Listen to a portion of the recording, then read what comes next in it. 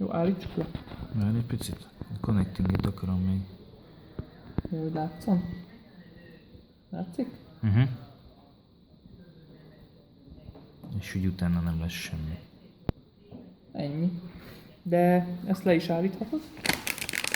Ha már kettő van, akkor csináljunk egy olyat, hogy ugyanezzel a kábellel villog. Még mert kitalálják, hogy nincs benne hálózat. Ja. És meddig tart a connecting? Az örökre nem azt mondod, hogy így marad? Nem. Utána bedobja, hogy készen van.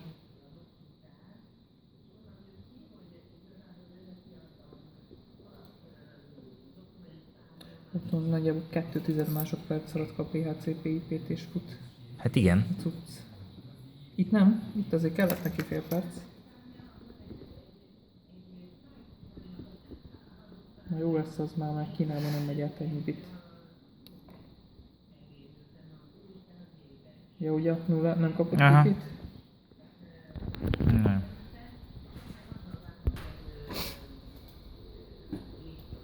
Megy. Látszik a kijelző?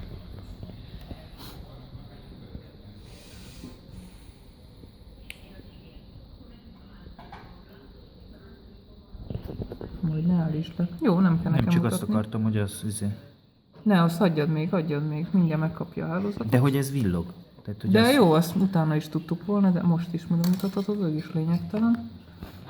Mert hogy meg lehetne mutatni a IP-t, ugyanezen a kábelen. Előbb vagy utóbb.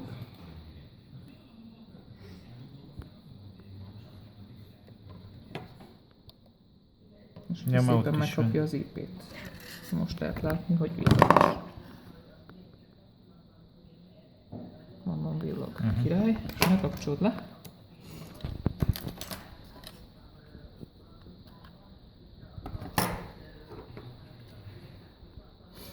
Szerencsére kettőnk van, úgyhogy...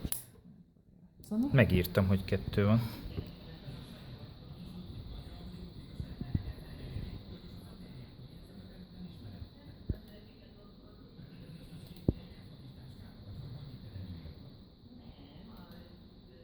És akkor előbb-utóbb majd azt mondja, hogy semmi.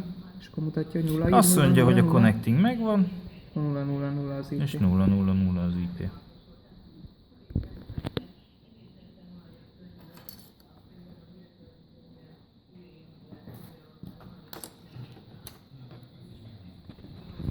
Hopp, ott van MC, és ha most megnyomod, 000.